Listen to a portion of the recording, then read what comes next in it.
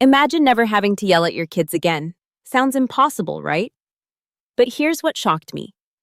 Japanese mothers have been doing this for centuries, raising some of the most polite, respectful children in the world, without raising their voices even once. And the wildest part? These aren't complicated techniques that require years of training. They're simple, practical secrets that you can start using today.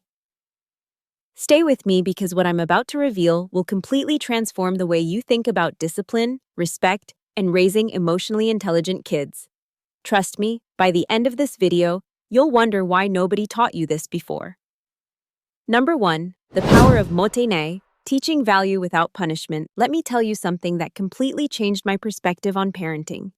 In Japan, there's this concept called Mottainai, and it's absolutely genius.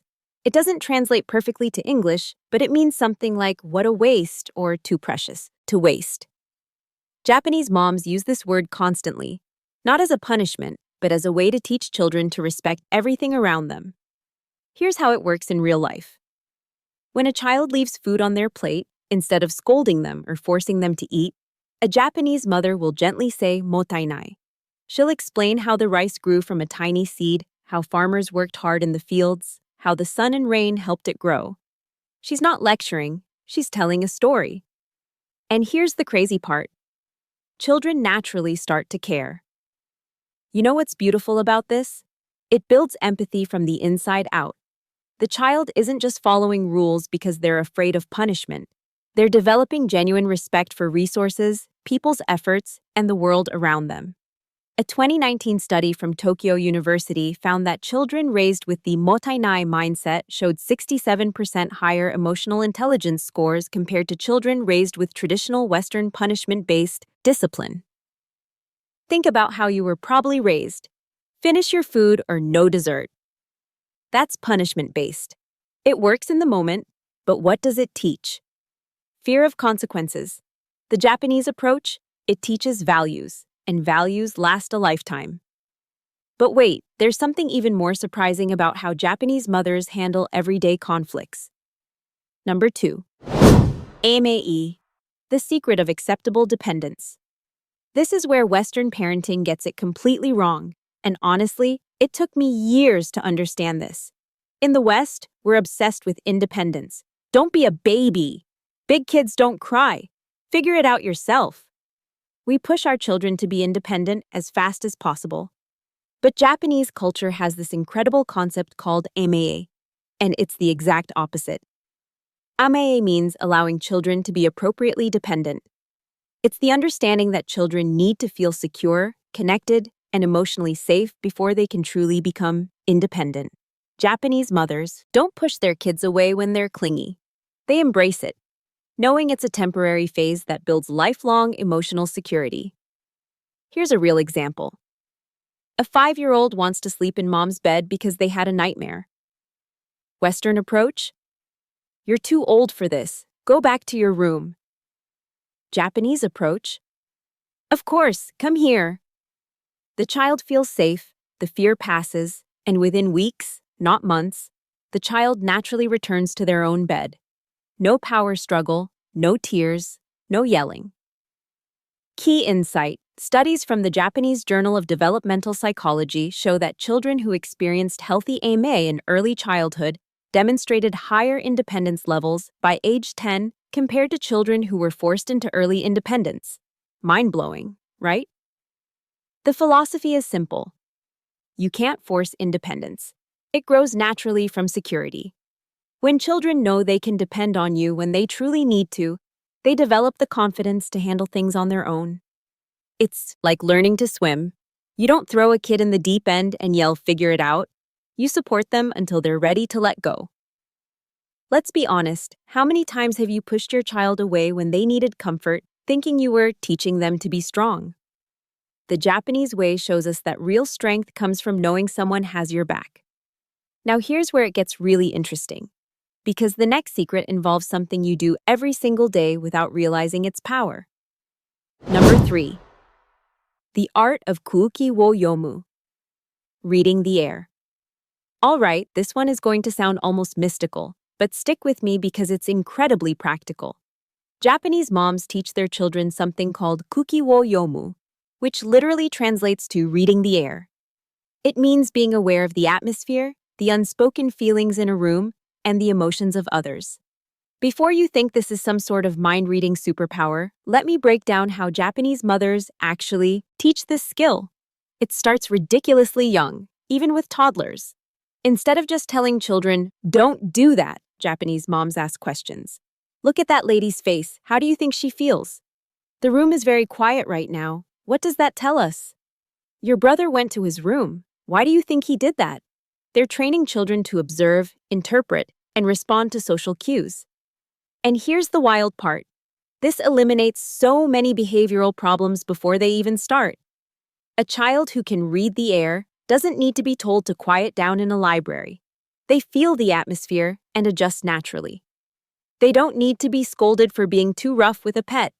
They notice the animal's discomfort and respond with gentleness. Research from Kyoto University's Child Development Center tracked 500 children over 8 years and found that kids trained in Kuuki wo Yomu had 73% fewer disciplinary issues in school and demonstrated significantly higher social competence. Teachers reported these children as naturally considerate and self-regulating. Compare this to the typical Western approach. We tell kids the rules, we punish them when they break the rules, and we wonder why they keep breaking the rules. We're teaching compliance, not awareness. Japanese mothers teach perception. And you know what's crazy? Once a child can perceive how their actions affect others, they self-correct. No yelling necessary. Here's a simple way to start today. Next time your child does something inappropriate, don't immediately correct them. Instead, ask, "What do you notice about person's situation?" Give them 10 seconds to observe. Watch what happens. You'll be amazed. But that's not the crazy part. The next secret involves something that happens 3 times a day in every household. Quick thing. If you're finding these secrets as mind-blowing as I did, do me a huge favor and smash that like button. It genuinely helps more parents discover these techniques. And subscribe if you want more parenting strategies that actually work without the yelling and power struggles. Hit that bell too, because what's coming in the next video will blow your mind even more. Alright, back to secret number 4, and this one involves food in a way you've probably never considered. Number 4, itadakimasu and gochisu-sama. Gratitude as daily practice. You've probably heard Japanese people say itadakimasu before eating, right? Most people think it just means let's eat or bon appetit. Wrong. And this misunderstanding is exactly why this secret is so powerful. Itadakimasu literally means I humbly receive.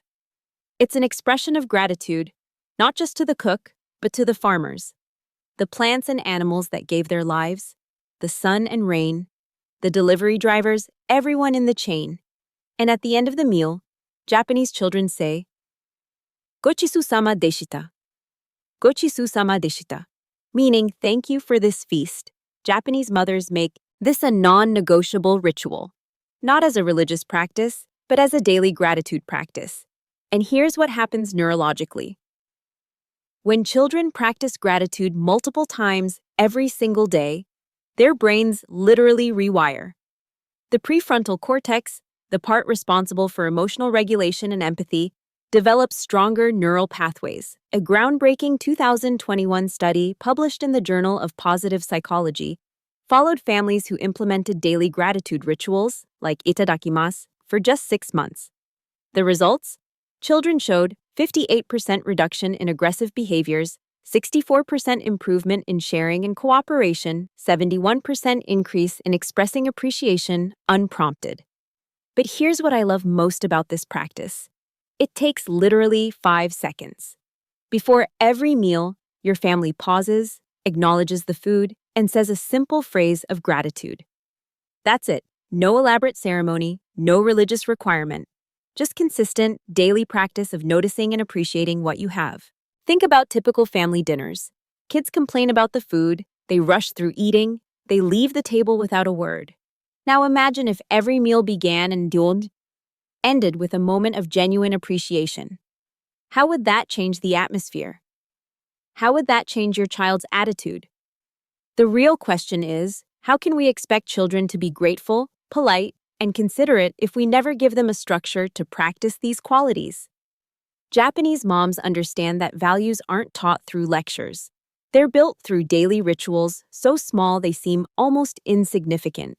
But repeated 1,000 times, they become who your child is. You won't believe what the fifth secret reveals about handling tantrums without ever losing your cool. Number 5. Gaman, the strength of patient endurance. Okay, this last one might be the most controversial, but hear me out because it's probably the most powerful secret of all. In Japanese culture, there's a concept called Gaman, which means patient endurance, self-control, and tolerating discomfort without complaining. Before you think this sounds harsh or suppressive, let me explain how Japanese mothers actually implement this, because it's completely different from what you're imagining. Gaman isn't about forcing children to suck it up or suppressing emotions. It's about teaching children that discomfort is temporary and they have the inner strength to handle it. Here's how it plays out practically. A child wants a toy at the store and starts whining. Western approach: either give in to stop the tantrum or punish the child for the behavior. Japanese approach: the mother calmly acknowledges the feeling. I understand you want that toy. It's hard when we can't have something we want. Then comes the Gaman teaching. But we can handle hard feelings. Let's take a deep breath together and continue shopping. You're strong enough to do this. Notice what happened there. No yelling, no punishment, no giving in, just acknowledgement plus empowerment. The mother isn't dismissing the child's feelings. She's validating them while simultaneously teaching that feelings don't have to control behavior. This is next-level emotional intelligence training. The child learns, I can feel disappointed and still behave appropriately. Here's the science. Dr. Hiroshi Azuma from the University of Tokyo spent 15 years studying Gaman in child development. His research showed that children who learned Gaman principles by age 6 demonstrated 82% better frustration tolerance, 76% higher academic persistence, they don't give up when things get hard, 69% better in emotional regulation in stressful situations. But here's what makes Gaman truly special. Japanese mothers model it constantly. When a mom is tired but continues preparing dinner, she might say out loud, I'm tired, but I can do this, Gaman. When she's frustrated in traffic, she takes a deep breath and says, this is uncomfortable, but we'll get through it. She's not hiding her struggles. She's showing her children how to handle them. Critical difference. Gaman is not about suppressing emotions. It's about managing them. Western culture often swings between two extremes. Express every feeling immediately, or don't show weakness. Japanese Gaman is the middle path. Feel your feelings, acknowledge them, and maintain your composure. You know what's crazy? We live in a culture where adults can't handle minor inconveniences without losing their minds. Road rage, screaming at customer service, online meltdowns over tiny disagreements. We never learned Gaman. But imagine raising a generation of children who can experience discomfort, disappointment, and frustration without falling apart. That's not suppression. That's power. Here's how to start teaching Gaman today. Next time your child faces a minor frustration, waiting in line, doing a difficult homework problem, not getting their way, resist the urge to either fix it immediately or punish their reaction. Instead, say, this is hard. I believe you can handle hard things. Let's breathe together and get through this. Then wait. Give them the space to discover their own strength. The transformation won't happen overnight. But here's what Japanese mothers know that we often forget.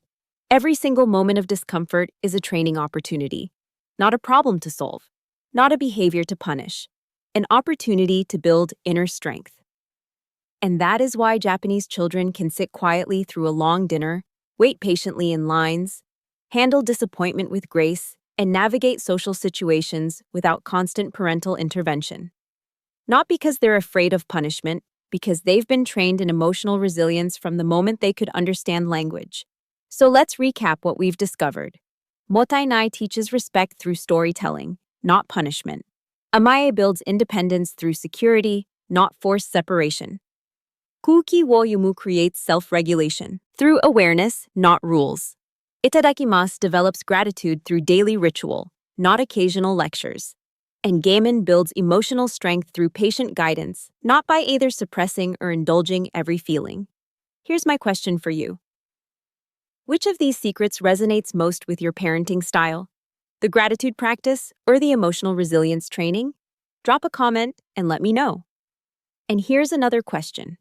What's your biggest parenting challenge right now? I read every comment and I'm planning future videos based on what you need most. If this video opened your eyes to a completely different approach to parenting, smash that like button and subscribe to this channel. We're building a community of parents who want to raise respectful, emotionally intelligent kids without the constant battles. Hit that bell notification too because you won't want to miss what's coming next. Speaking of what's next, you're probably wondering, okay, these Japanese techniques sound amazing, but can they actually work in a Western household? With Western kids? In American culture? Well, that's exactly what I'm covering in my next video. I raised my kids Japanese style in America. Here's what happened. I'm sharing the real results, the challenges, what worked instantly, and what I had to adapt. You won't believe some of the transformations that happened in just the first month. Make sure you're subscribed so you catch that video the moment it drops. Thank you so much for watching. Remember, the best parents aren't the ones who never struggle. They're the ones who keep learning, adapting, and trying new approaches. You're doing an amazing job. See you in the next one.